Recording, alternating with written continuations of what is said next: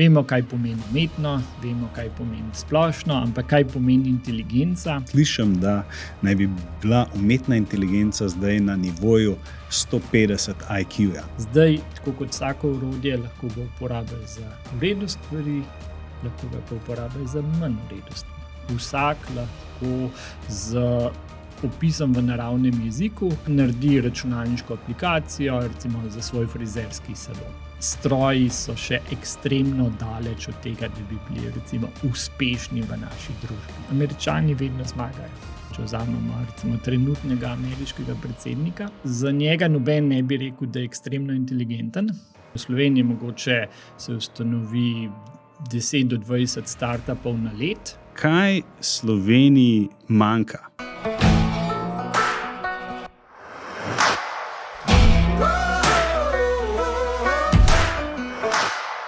Pozdravljeni v novi epizodi podcasta Bika za roge.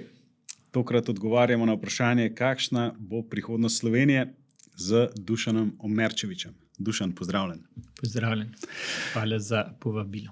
Ja, Dušan, jaz moram ti priznati, da ko sem iskal nekoga, ki pozna področje umetne inteligence, da sem z večjih virov prišel do tebe. Zato sem izredno hvaležen, da si se danes udeležil tega podcasta. Pa da te na hitrco predstavim. Se pravi, ena izmed tvojih večjih zgodb je sigurno Zemanta, ne? Velik del verjetno tvojega razvoja predstavlja. Ne? Se pravi, si bil vodja razvoja, potem je bil CleanShelf, ne? Ki je tvoj startup, ne? Se pravi, ti si bil founder in si ga prodal SAP LeanIX. Ne? Tako, potem pa še, zdaj pa nova zgodba je pa CodePlane. Ne? In je tudi, se pravi, se ukvarjaš z umetno inteligenco. Ne? In pa tukaj še zavod Slow AI, kjer pa nekako združujete vse ljudi, ki se zanimajo za umetno inteligenco in ki se ukvarjajo z njo, če prav razumem. Tako je. Ja, mislim, da prvo vprašanje, ki nas vse zanima, pa ki si ga verjetno kdaj slišal, kaj točno ti delaš? Se pravi, podjetje CodePlane se je odločilo, da popolnoma spremeni, kako se razvija programska oprema. Se pravi, v preteklosti, ko še ni bilo teh najnovejših tehnik umetne inteligence, smo morali programerji znati en poseben programski jezik, se ga naučiti in potem smo probali v tem programskem jeziku opisati, kaj recimo en program, recimo računovodski program ali pa spletni brskalnik ali pa mobilna aplikacija dela. Zdaj, kar je omogoča tudi najnovejši razvoj umetne inteligence je, da v naravnem jeziku opišemo, kaj hočemo, da računalnik naredi. Se pravi, kako ne izgleda ta programska oprema. In se pravi, če ste kdaj uporabljali recimo kakšno storitev, kot je Lovable, Replit, Bolt, kar bi vsem zelo priporočil, da probajo. Lovable, Replit, Bolt. Se pravi, to so 3 različne storitve. Recimo Lovable je evropski produkt, tako da recimo, če si greste to pogledati, se pravi, zdaj praktično vsak lahko z opisom v naravnem jeziku naredi računalniško aplikacijo, recimo za svoj frizerski salon. Se pravi, naš fokus je pa bolj na programerje, se pravi ljudi, ki profesionalno razvijajo programsko opremo, ki potrebujejo večjo stopnjo kontrole, ki morajo biti bolj natančni pri tem, kako na koncu izdelek izpade. In tukaj probamo narediti, se pravi, sistem, ki ne bo samo zelo zmogljiv, ampak tudi pod popolno kontrolo programerja. Ok. Zdaj tako, se pravi, firma tvoja je v Sloveniji, CodePlane. Se pravi, mi smo registrirani v Ameriki, zato ker imamo tudi že nekaj ameriških investitorjev in tudi v bodoče, se pravi, naš fokus prodajni bo v Ameriki.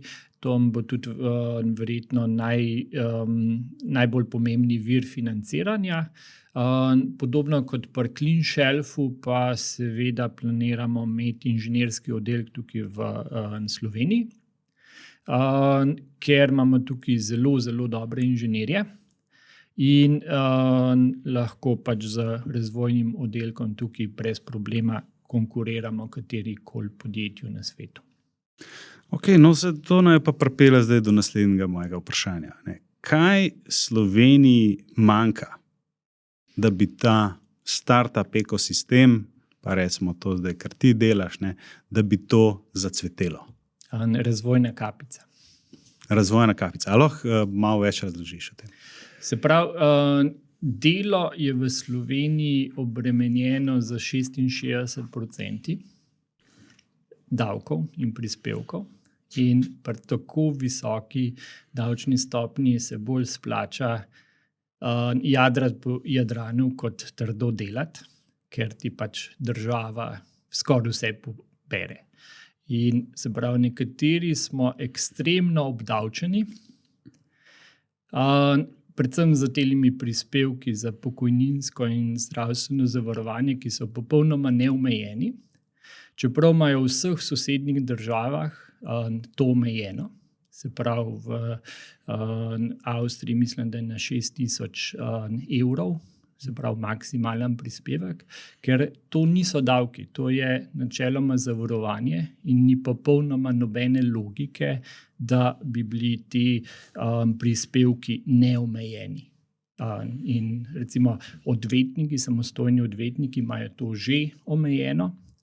In recimo jaz sem letos plačal tako količino davkov, da rajš ne povem, ker se boste zjokali. Samo zaradi tega, pač, ker imamo ta popolnoma nepošteno obremenitev plač vrhunskih strokovnjakov. In tukaj res govorimo o vrhunskih strokovnjakih. Ja, ko pridemo do večjih zneskov, se to res pozna. Mislim, da celo, se pravi, jaz bi rekel, da samostojni podjetniki, da imajo v bistvu kapico. Vsi imajo kapico, razen zaposlenih. Zaposleni, ja. Se pravi, tistih, ki spoštujejo vsa pravila, samo mi imamo pač neomejene prispevke za pokojninsko in zdravstveno zavarovanje in potem davčna stopnja pride na 66% in potem ti res ubije vso motivacijo, ko ti pač država 2/3 pobere. Ja, tukaj govorijo se pravi o prispevkih delodajalca, prispevkih delojemalca in potem dohodnina. In tle govorijo v bistvu o obremenitvi dela. To se mi zdi, da... Ja, meni se to zdaj popolnoma nespoštljivo do dela. In tudi tako, če nasplošno pogledamo, recimo, ta nizka obdavčitev kapitala v Sloveniji in ekstremno visoka obdavčitev dela, tako jasno kaže, kaj cenimo v Sloveniji, čeprav vsi imajo polna usta besed, kaj cenijo, ampak ko glasujejo, se pa ve, kaj cenijo. Pač svoje stanovanja, ki jih oddajajo, svoje neobdavčene prihodke, to cenijo.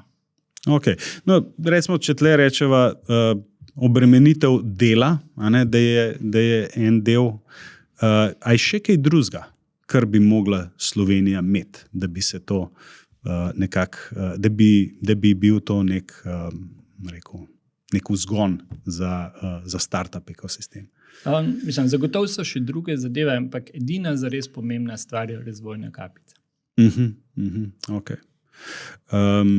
Ker tukaj, recimo, da bi ti naredil CodePlane tukaj v Sloveniji, pa začel zbirati denar za podjetje kar iz Slovenije. Tle verjetno bi tudi naletel na ogromno enih težav. Verjetno Američani ali pa investitorji ne grejo tako zlahka investirati v slovensko podjetje po slovenski zakonodaji in tako naprej. V Ameriki so vsa zagonska podjetja ustanovljena v zvezni državi Delaware, ki se je specializirala za korporativno pravo. In tukaj sploh ni, se pravi, nekaj, kar se v Sloveniji zelo meša, je, kje plačuješ davke in kje se tožaraš. In se pravi, mesto, ki ustanoviš podjetje, je pomembno zaradi predvidljivosti pravnega in davčnega okolja, ne toliko zaradi tega, kje plačuješ davke. In zaradi tega sem jaz in CleanShelf in zdaj CodePlane, se pravi, ustanovil v Ameriki. Zato, ker tam imajo največjo zgodovino, se pravi, korporativnega upravljanja, zelo predvidljiv pravni sistem, odvetnike, ki dobro poznajo to obsežno sodno prakso. In recimo v Evropi edina primerljive države so recimo se pravi, Anglija pa Nizozemska. In to so bile tudi se pravi, tiste države, ko sem razmišljal kot alternative. Sam pol, predvsem zaradi fokusa podjetja na ameriški trg, sem se na koncu odločil, da ustanovimo podjetje v Ameriki. Slovenija pa ni primerna za take zgodbe, zato ker jih je enostavno premalo. Se pravi, v Sloveniji mogoče se ustanovi 10 do 20 startupov na let, ni skoraj nobene se pravi, sodne prakse. In če bi prišlo do kakršnega koli spora, bi imeli sodnike, ki bi odločali o stvareh, o katerih prvič slišijo. In tukaj ne bi bilo nobene pravne varnosti. Zaradi tega mislim, da ni smiselno razvijati Slovenijo kot, se pravi, center, kjer bomo imeli, ne vem, veliko podjetij ustanovljenih, tako kot je recimo Delaware v Ameriki. Zagotovo je pa zelo smiselno razvijati Slovenijo kot center umetne inteligence, glede na to, da imamo 50 let zgodovine na tem področju, ogromno strokovnjakov in res že veliko dobrih podjetij, ki se s tem ukvarjajo. Deva potem malo na to temo, na temo umetne inteligence. Ali lahko razložiš tle za poslušalce in gledalce, kaj je AGI, kaj je ASI, pa kaj to za nas pomeni? Ta druga je bila AES. Artificial Superintelligence, no, to, kar slišimo. Jaz mislim, da je to predvsem marketinški termin, pa predvsem zato, da nekateri ljudje, predvsem v Silicijevi dolini, izpadajo veliko bolj pomembni, kot v resnici so. Se pravi, če ti rečeš, da razvijaš umetno superinteligenco, pol seveda si in v svojih očeh in v očeh drugih veliko večji car, kot dejansko si. Če recimo rečeš, jaz pa razvijam strojno učenje, se to takoj sliši veliko slabše. Tako da v veliki meri je to se pravi, čisti marketing, pa veliko napuha. Zdaj, tukaj imamo kar problem s definicijo, kaj je inteligenca. Se pravi, vemo, kaj pomeni umetno, vemo, kaj pomeni splošno, ampak kaj pomeni inteligenca, pa je zelo slabo definiran. Se pravi, jaz tukaj ločam na en tak ozko definicijo, kjer predvsem imamo to klasično, ne vem, ko rečemo, ta je pa inteligenten, pa dobro se obnese v šoli. Ko mislimo, ne vem, da zna hitro računati, ne vem, hitro prebrati, pa se naučiti kaj takega, skratka, iz enega knjižnega znanja veliko potegniti. In tukaj, po mojem mnenju, smo ta umetno splošno inteligenco prvič spoznali oziroma dobili pred 3 leti, ko je prišel ChatGPT ven. Ker umetna je očitno, splošna je tudi, se pravi, karkoli ChatGPT vprašate, bo vedel, se pravi, veliko več področij pozna kot recimo jaz. In če se pogovarjaš z njo, imaš vsekakor občutek, da je inteligentna. Okay. Ampak to še ne pomeni, da bi preživela recimo v okolju, v katerem živimo. Se pravi, če malo pogledamo okrog, kdo nam vlada, bi težko rekli, da so to najbolj inteligentni ljudje, ampak saj so inteligentni, ampak kar jih dela res zelo uspešne v družbi, je pa še poln drugih lastnosti. In vse te lastnosti zelo slabo razumemo. Se pravi, če vzamemo recimo trenutnega ameriškega predsednika, za njega noben ne bi rekel, da je ekstremno inteligenten. Čeravno je popolnoma spremenil, kako mi dojemamo recimo, svet politike, kako se svet obrača. Popolnoma je redefiniral, kako se jezik uporablja. Skratka, naredil je polno enih stvari, ki jih niti ne zna opisati, ampak enostavno jih zna. Verjetno še sam ne razume, zakaj recimo, se spomne določene besede ali pa zakaj se odloči za kakšno dejanje, ampak enostavno zaupa svojemu občutku in ta občutek bi težko rekel, da ni inteligenten, ker očitno je zelo uspešen pri tem, kar dela. Ampak to ni nekaj, kar je opisano v knjigah. Ni nekaj, kar bi se lahko recimo umetna inteligenca iz tega učila. Tako da jaz ločam na to ozko inteligenco, kjer smo definitivno že na stopnji umetne superinteligence ali pa umetne splošne inteligence in eno to inteligenco, ki je pomembna tako za dejansko preživetje v tej družbi, kjer pa stroji so še ekstremno daleč od tega, da bi bili recimo uspešni v naši družbi. Okay.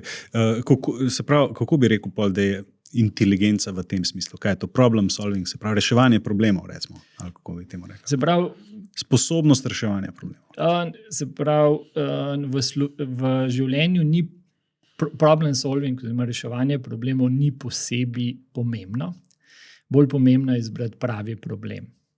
In to je recimo tudi pri startupih najbolj pomembna stvar, se pravi, vsaj v začetnih fazah. Vaš naš fokus je, da zbereš ta pravi problem, ker pa rešitve že same pridejo.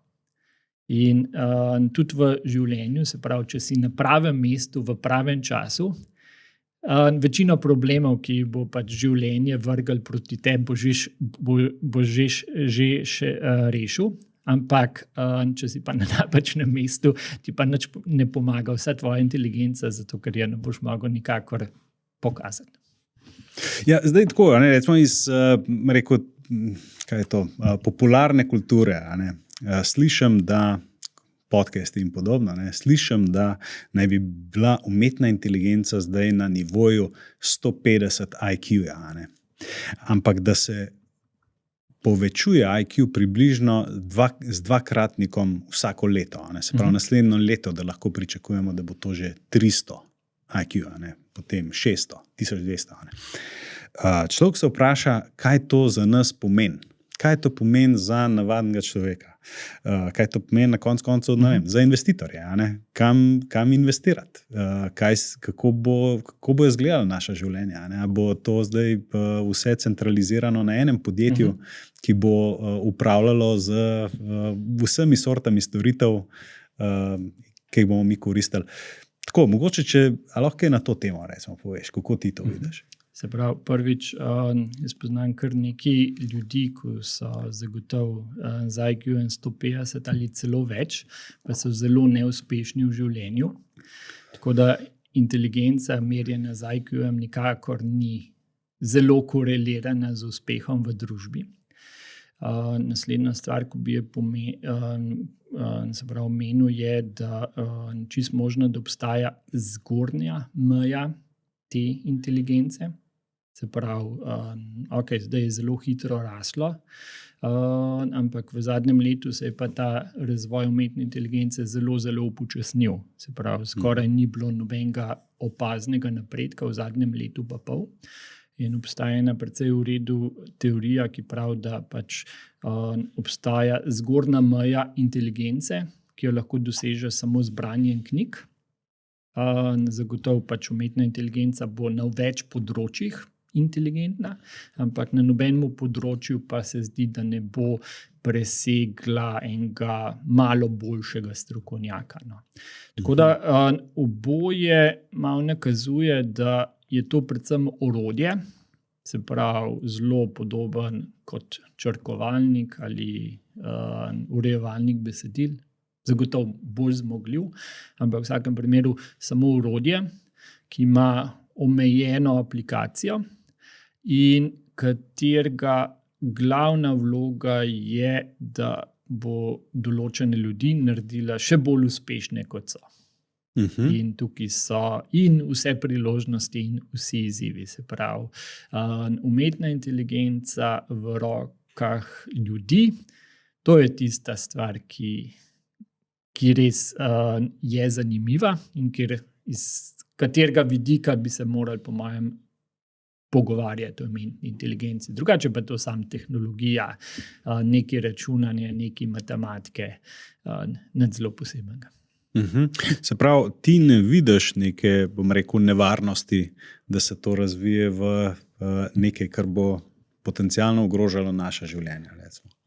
Zelo vidim veliko nevarnost, da bi recimo Kitajci zmagali v umetni inteligenci, ker njihov življenjski svet je zelo drugačen kot naš.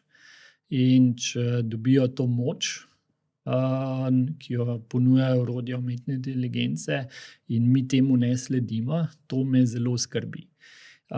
Zelo me tudi skrbi recimo umetna inteligenca v rokah Severne Koreje, ker oni že zdaj delajo zelo nenavadne stvari v kibernetskem svetu.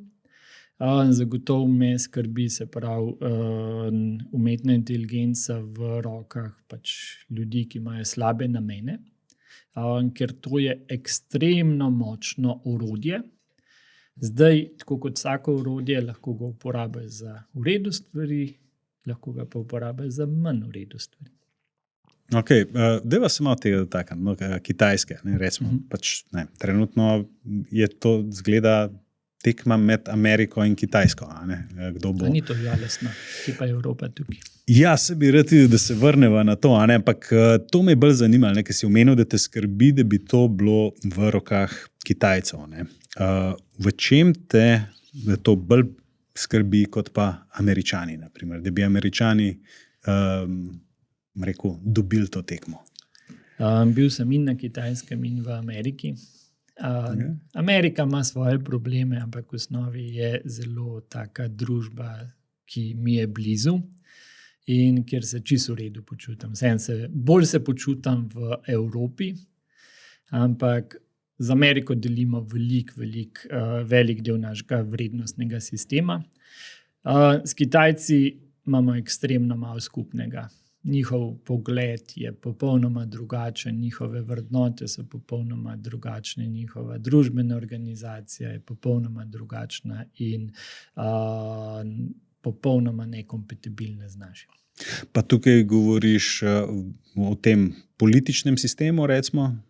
Človekove pravice. Na Kitajskem človekovih pravic ni, obstaja samo pravica družbe, se pravi, pri njih posameznik je popolnoma nepomemben. In kako recimo vidiš, da bi se to lahko odrazilo, če bi oni imeli primat na področju umetne inteligence? Ja, se pravi, ves napredek znanosti se pretvori v tehnologijo, vsa tehnologija se pretvori v orožje, kdor ima pa boljše orožje, pa zmaga. Ok, se pravi, smo nazaj pri vojski v bistvu. Da. Okay. Kako pa zdaj kaže v tej tekmi ZDA Kitajska za umetno inteligenco? Zanimivo, da smo se začeli pogovarjati o gigavatih. Se pravi, zdaj, ko se pogovarjamo o zmogljivostih umetne inteligence, smo se nehali pogovarjati o IQ-ju, nehali smo se pogovarjati o primerjalnih testih in se začeli izključno pogovarjati samo še o gigavatih. Se pravi, letos mislim, da se bo dodali 10 gigavatov umetne inteligence, samo v Ameriki. Plan do konca desetletja je pa čez 100 gigavatov. Zdaj, gigavat je zelo taka abstraktna številka, tako da imajo pretvoriti v nekaj, kar ljudje razumejo. Se pravi, to je 100 nukleark krško. Okay. In zdi se, da tisti, ki bo imel najbolj se pravi, dobre vire energije, bo tudi lahko najbolj uporabljal zmogljivosti umetne inteligence. Zdaj, Kitajska očitno ekstremno veliko stav na sončno energijo, na te obnovljive vire. V Ameriki se res dela ogromno zdaj na jedrski energiji. Tako da mislim, da bo skoraj to ta glavni se pravi boj, ki se bo zgodil. Zagotovo so možne tudi kakšni znanstveni preboji, tehnološki preboji, ampak skoraj se zdi, da ta zelo bazičen, če tako rečemo, boj je čist na to, koliko gigavatov energije lahko družba ustvari in nameni za umetno inteligenco. In trenutno Kitajska tukaj ima tega v obilju, čeprav razumem, medtem ko Američani pa so v pomanjkanju. Je kar, ja, tukaj po mojem Kitajska zdaj le vodi, ampak Amerika je popolnoma eksplodirala, kar se tiče baterijske tehnologije, kar se tiče sončne energije, se pravi kljub temu recimo kulturnemu nasprotovanju. Američani so ekstremno praktični in če vemo, da recimo v Teksasu so v zadnjih 3 letih postali največji, se pravi, največje inštalacije baterijskega shranjevanja so v Teksasu, največji projekti za nove sončne elektrarne so v Teksasu, ki je seveda prispodoba republikanskega sistema, se pravi, enkrat, ko Američani denar zavohajo, jih noben ne ustavi. Okay. Recimo, na začetku leta smo slišali za DeepSeek iz Kitajske. Zdaj bolj malo slišimo, medtem ko za Ameriko pa slišimo investicije tam, Oracle pa OpenAI pa ne vem kdo še vse. Skratka, ogromno se sliši iz Amerike, ogromne investicije v podatkovne centre, v kakršnakoli sodelovanja. Z Kitajske pa ne slišimo več toliko. Kako to? Ja, eno je to, da je Kitajska ekstremno zaprta. Se pravi, vse informacije o tem so filtrirane in omejene. Ena stvar, ko tudi ne slišimo zdaj le vsaj pol leta, če ne že 1 let, so te grožnje, te umetne splošne inteligence. Se pravi, ta zgodba zdaj ne pije več vode, ker ni enega tazga napredka. Tako da zdaj so dali pač eno drugo zgodbo ven, ki privablja investitorje, se dobro prodaja. Tako da še ena stvar, ko je pri Američanih, je, da oni so res dobri prodajalci in če se nekaj dobro prodaja, bojo prodajali še več. In trenutno se zelo dobro prodaja ta zgodba o gigavatih novih podatkovnih centrov. Ok, pa pejva zdaj na ta, rekel, malo bolj žalosten del. Se pravi, je tekma ZDA, Kitajska, ne? Evrope pa tako slišimo razne zgodbe, da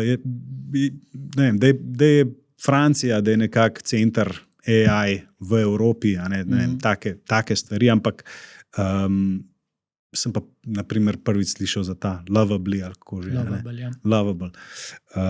Sem prvič za to slišal, recimo, Evropa kot da ni, da je tukaj na stranskem tiru, kot da je nek role player v celotni zgodbi. Ja, na nivoju Nigerije ali pa Paragvaja, tam nekje. Ja.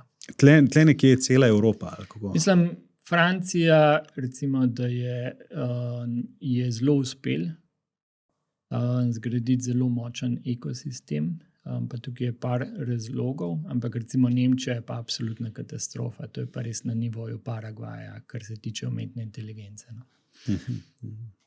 No, to je kar zaskrbljujoče. Posebej za Slovenijo, ja. Kako ti to vidiš? Se pravi, sem prodal svoje podjetje Nemcem, delal za njih 1 leto. In Nemci česar ne razumejo, si ne znajo predstavljati. In umetne inteligence, se pravi, te generativne umetne inteligence ne razumemo, kako točno dela. In to mislim, da Nemcem predstavlja kar velik problem. Se pravi, oni hočejo kontrolo, predvidljivost in vsega tega zdaj le nimamo. In ja, recimo Nemčija nima niti ene dobre zgodbe zdaj le tako zapovedati. Niti ene. Ampak tako, recimo, tako kot sem prej rekel, zgodbe, ki jih slišimo iz ZDA, zneski, kakšni, o katerih tukaj govorimo, so že malo nepredstavljivi za nas, se mi zdi. In zdaj, kako bi Evropa sploh lahko ujela ta vlak, če smo tako daleč odzad? Ne vem, se verjetno niti takih investicij si ne moramo privoščiti, da bi lahko vstopili v to tekmo, ali se motim. Ali je tukaj še prostor za Evropo, recimo, da se vključi v to? Nekaj prostora je še. Se pravi, znotraj EU-ja mislim, da Francija je res tako, se pravi, tisti center. In če recimo vzamemo za zgled ZDA, v kakšnem Ohaju, kakšni Severni Karolini ni kaj dosti umetne inteligence, razvoja tam ni kaj dosti. Praktično vse je skoncentriran v Kaliforniji, konkretno v Silicijevi dolini. Tako da en tak predlog, ki zagotovo pač v Evropi ni izvedljiv, je, da bi rekli, Pariz je Evropska Silicijeva dolina, da ima narediti iz Pariza pač ekvivalent Silicijeve doline v Evropi.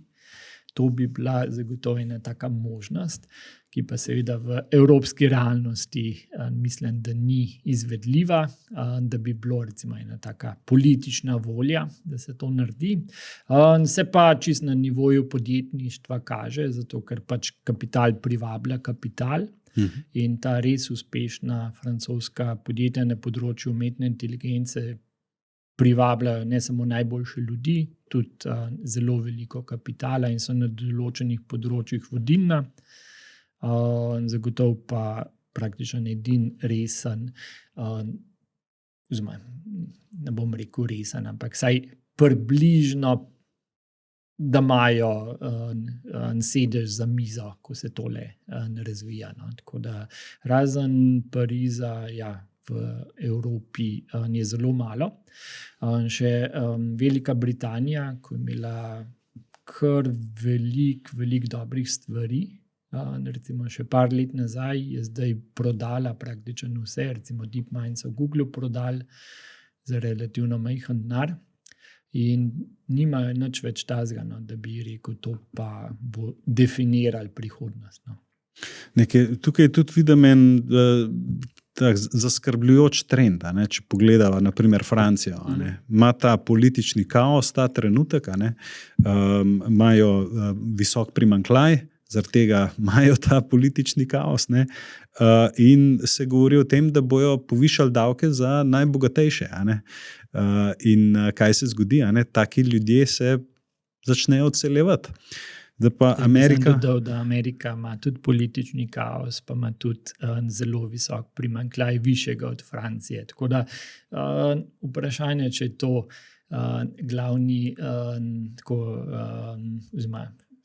res velika skrb. To z davki pa zna biti zelo problematično, res je. Ker recimo Amerika ima pa to zlato vizo, ravno za take ljudi, ki da se preselijo, nekaj investirajo tam, ali kako zdaj točen pogoje ne poznam, ampak tako se mi zdi, da je nekako Amerika, da zna to bolj izkoristiti z svojo regulativo. Zna izkoristiti te šibke točke, ki jih ima Evropa, da privabi talent.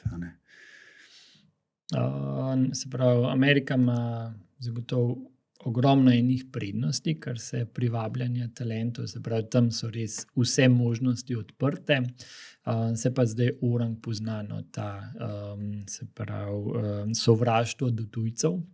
Se zelo, zelo pozna, tako da imam veliko kolegov, ko živijo v Ameriki, pa niso pač Američani, ki si zdaj urejajo državljanstva drugje za svoje otroke, si kupujejo domovanja izven Amerike, zato ker jih skrbi.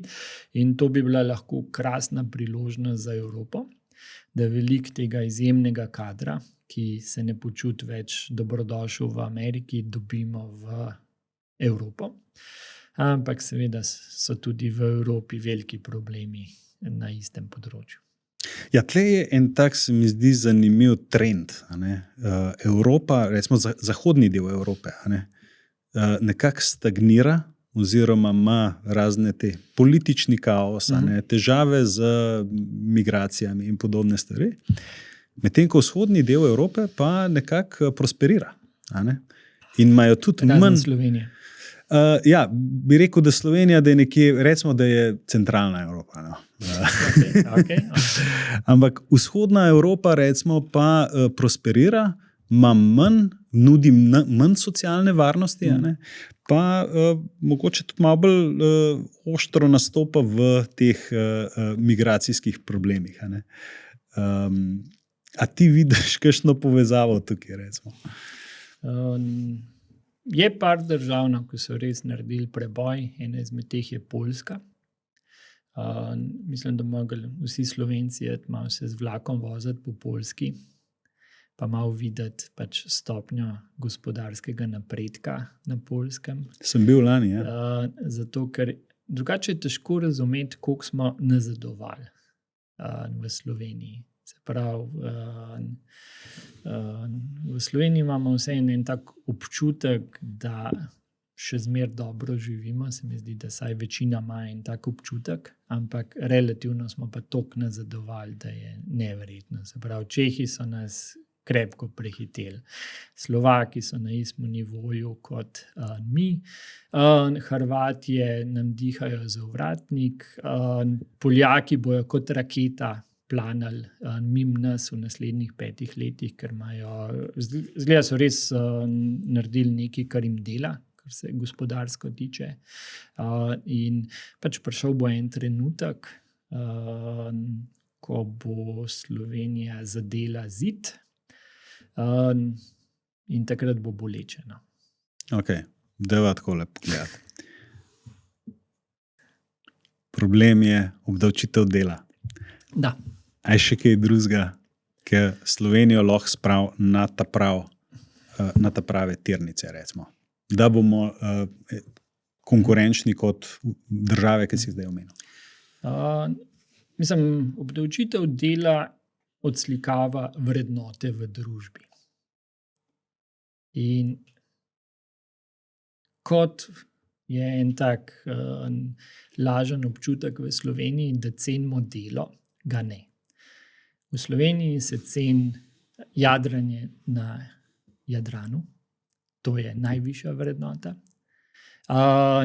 Ceni se seveda avtomobil, ceni se prosti čas, ceni se športne dosežke. Ne poznam pa ene stvari, kjer bi se cenili delo v Sloveniji. In to se direktno reflektira v visoki občutitvi dela, zato ker ga ne cenimo. Ker če bi ga cenili, ga ne bi obdavčili 66%. Tako da ja, to je največji problem, ampak seveda problem zadaj je veliko večji, problem vrednot. Nekaj, tako, če pogledaš malo tako kazalce, ne vem, tako, smo zadolženi, ampak med manj zadolženimi v Evropi. Ne vem, recimo, Nemčija stagnira zdaj že, ne vem, koliko 2 let.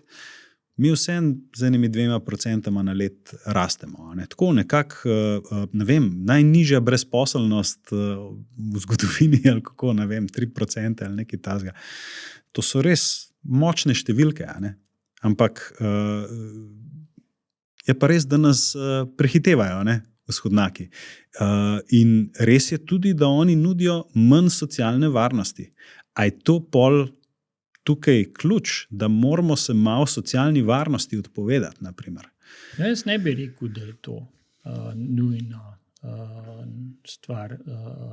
Če znižaš prispevke, tudi manj ven dobiš, ne vem, recimo, nižje pokojnine ali manj zdravstvene oskrbe. Ne, se pravi, zagotovo so problemi pri storitvah, ampak mislim, da ni stvar v tem, da bi bilo treba nujno zmanjševati pravice.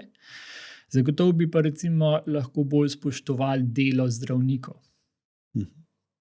Se pravi, mi imamo zdravstveni sistem, ki je razpadel, ki ga ni več. In to vem iz prve roke, zato ker imam res veliko prijateljev, ki so zdravniki in zdaj odhajajo v privatno prakso.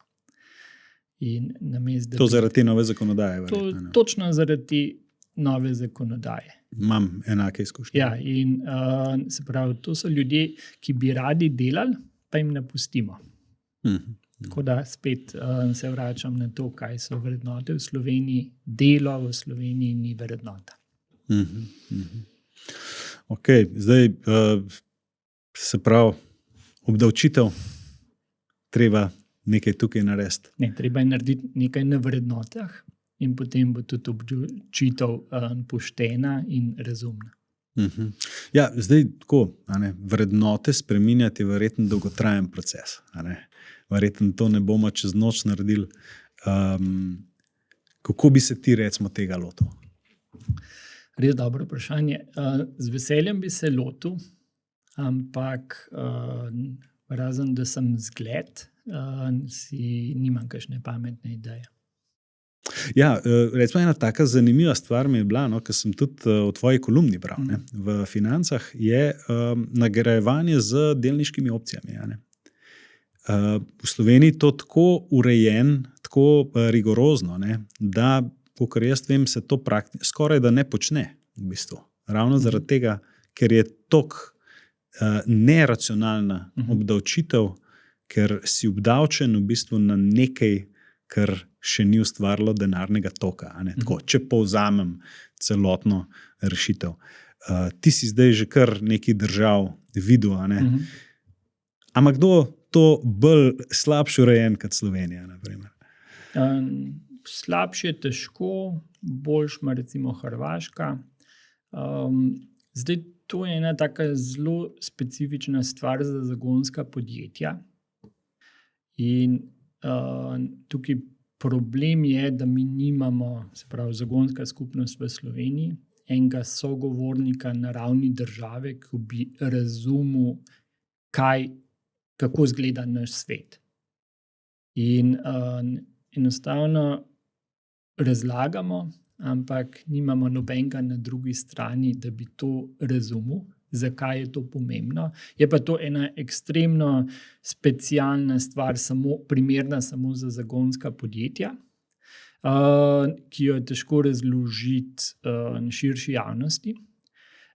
Gre pa načeloma za to, da mi tukaj ustvarjamo en tak ekosistem tehnoloških podjetij in to je nekaj, kar se gradi čez desetletja.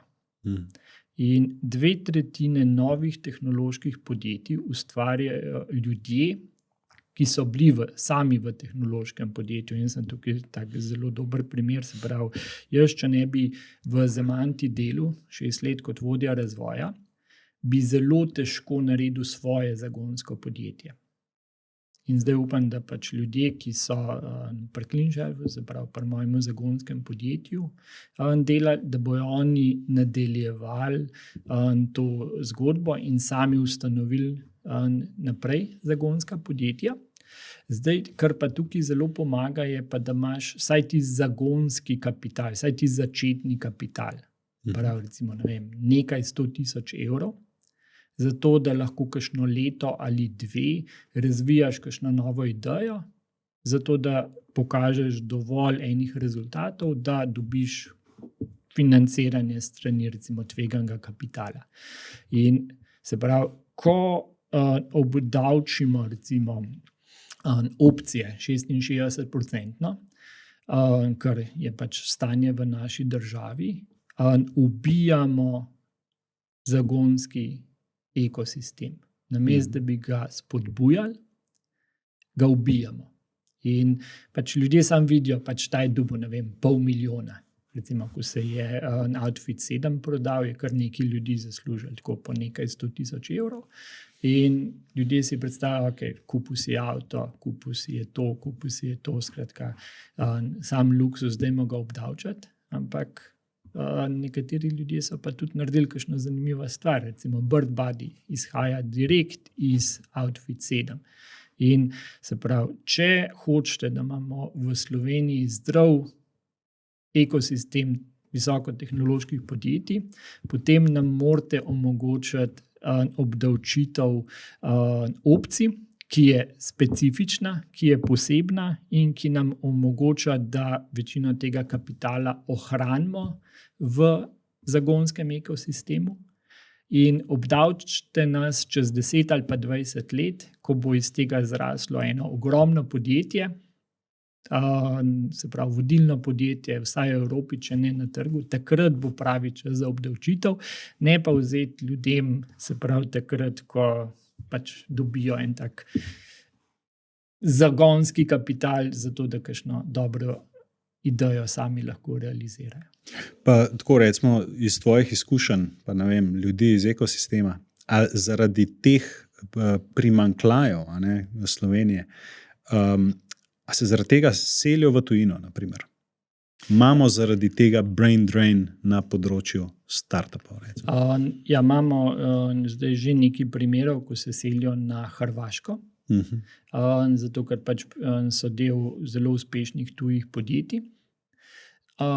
In vejo, da če bojo tukaj v Sloveniji, bojo obdavčeni 66%, če se pa pač preselijo na Hrvaško, bojo pa 20%. In ker to so pač ljudje, ki lahko delajo od kjerkoli, zakaj bi bil v Sloveniji, če si lahko na Hrvaškem, razlika je praktično 1 uro vožnje. Ok, se pravi, s temi spremembami želimo obdržati obstoječe, rekel, razvijalce idej, startupov in podobno želimo obdržati le. A misliš, da bi mogla biti naša motivacija za, ne vem, za Slovenijo, za boljšo blaginjo, tudi da privabljamo tujce k nam? Se pravi, talent zmaga in zagotovo je zunaj vojna za talent.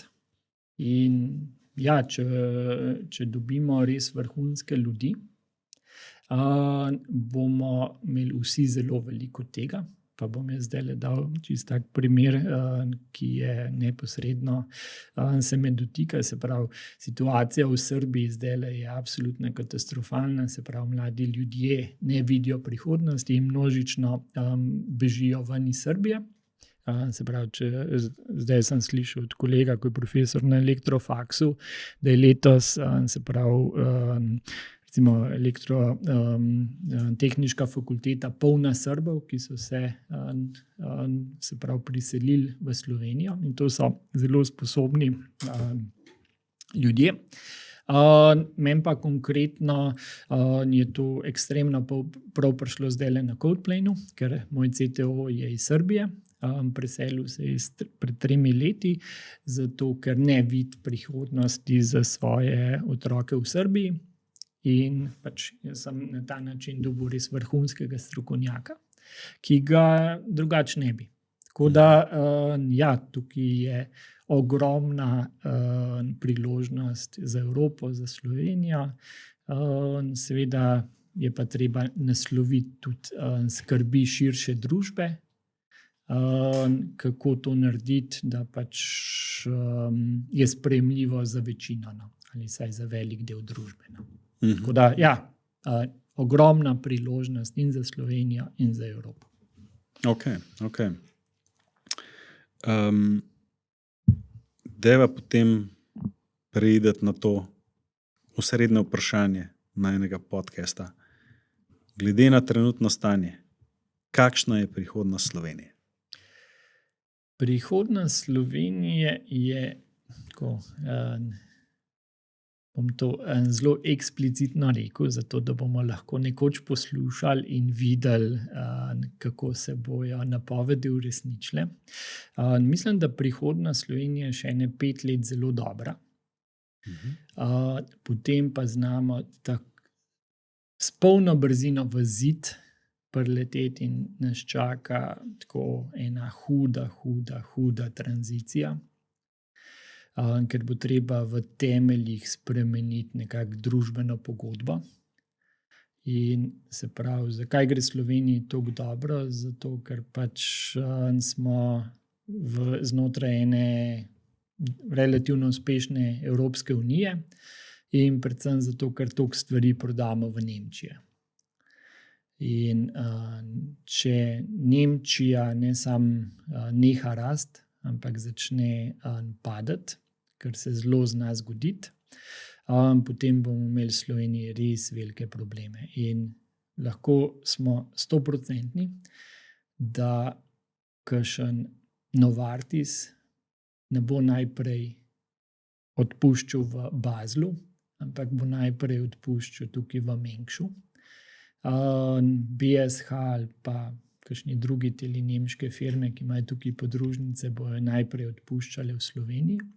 Skratka, v enem momentu ta ekstremno nizka brezposelnost, ki jo imamo zdajle, se bo obrnili in lahko tako v roku parih mesecev pridemo iz zdajle 4% brezposelnosti na 15% in potem se vse podre. Potem je brez veze govoriti o socialni varnosti, ker ni nobenega denarja, da se jo plača, skratka vse razpade. No. In tukaj si streljamo v lastno koleno, ko se tako zanašamo na tuje delodajalce, medtem ko v Sloveniji, zame najbolj tako žalosten podatek je, da med 15 največjimi podjetji sedežem v Sloveniji niti eno ni nastalo v samostojni Sloveniji. Se pravi, v 34 letih nismo bili sposobni narediti enega podjetja, ki bi imeli kakršno koli velikost, ki bi imeli tukaj recimo več kot samo eno dobro ekipo inženirjev, ki bi imeli tukaj recimo vodstvo, ki bi imeli interes recimo spodbujati lokalno skupnost. Nič od tega nismo naredili. V 34 letih nismo naredili enega uspešnega novega podjetja. Ok, kar črnogleda napoved, v bistvu, ne? Ampak bi rad začel na pozitivni plati. 5 let, da bo v redu. Zakaj bo 5 let v redu? Zato, ker se zdaj tako nora količina denarja vlaga v umetno inteligenco, da bo to plusknilo tudi v Evropo in drugje. Skratka, izkušnje prejšnjih teh ciklov investicij kažejo, da imaš tam 5 do 7 let, ko se investira. Pol se ponavadi, se pravi, kapitalizem je tak, da ima te balončke. Jaz mislim, da zdaj nikakor še nismo v balončku, kar se tiče umetne inteligence, ampak skoraj zagotovo bomo. Zato, ker kapitalizem je res dober pri napihovanju balončkov in mislim, da se bo ta fokus na umetno inteligenco še povečeval in ne glede na to, koliko veliko priložnosti to odpira, oči pa pričakovanja bojo še veliko večja. In to bo verjetno privedlo do tega, da bomo imeli pač v določenem momentu pok in potem pač že zelo dolgo časa nismo imeli nobene krize. No. To ljudje malo pozabijo, posebej mladi. Ta zadnja res oren kriza je bila 17 let nazaj. Ljudje to pozabijo. No. Aha, in ti jo pričakuješ, da bo prišlo to čez 5 let? Recimo. Ja, jaz mislim, moja ocena, pa zato, ker bo tole posnet, bi jo rad imel tako še zabeležen. Verjetno se motam, ampak tako, jaz delujem s pričakovanjem nekako, da čez 5 let bo ena taka oren kriza, ker nobena dobra stvar ne traja večno. Na srečo tudi nobena slaba stvar ne traja večno in trenutno ta nekako obdobje brez krize res že dolgo traja. No. Pač smo imeli ta pretres s COVID-om, ampak ti se bil bolj družbeni pretres kot gospodarski pretres. Pravi, ni bilo enega tega gospodarskega zloma, ki je bil res ta zadnje tam 2008-2009, ko je bila pa Slovenija nadpovprečno prizadeta.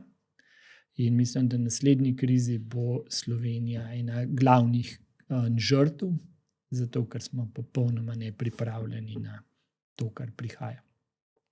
Okay. Kaj se bo zgodilo potem? Ja, po tej krizi. Ena napoved, ko jaz imam, je, da bo energija postala zastonj. Energija bo zastonj? Ja, se pravi, prej smo se pogovarjali o gigavatih. Se pravi, svet bo imel, to se zdaj že kar kaže, tako vsaj 200, če ne 300 gigavatov novih kapacitet, dodanih v naslednjih 5 letih. Se pravi, to govorimo o 3000 jedrskih... Od 300 jedrskih elektrarn. Vseh jedrskih elektrarn na svetu je 450. Tako da 300 novih je veliko. Večina bo solarna energija, ampak tukaj se zna zgoditi. Skratka, če toliko energije generiramo in vse to gre v podatkovne centre za umetno inteligenco in potem recimo pride do krize, se pravi, se drastično zmanjša potreba po energiji, vsa kapaciteta je pa še zmeraj tam, pridemo do zastonjne energije. Zdaj pa naša družba se potem zelo spremeni, če imamo recimo spremenjeno predpostavko, da energija je zastonj. Se pravi, predstavljajte si, kako bi vaše življenje bilo drugačno, če strošek prevoza bi bil 0. Se pravi, to bi zelo, zelo spremenili in gospodarstvo in navade ljudi in vsega tega. Tako da mislim, da bo en velik šok, potem ta nova priložnost, se pravi, brezplačne energije in potem popolnoma gospodarska rast na eni novi osnovi. In mi imamo tukaj eno analogijo, iz katere se lahko zgledujemo, in to je .com iz konca 90-ih. Se pravi, .com je bil ekstremen balonček, ampak vsi smo pa podcenili, kakšen bo efekt interneta na družbo.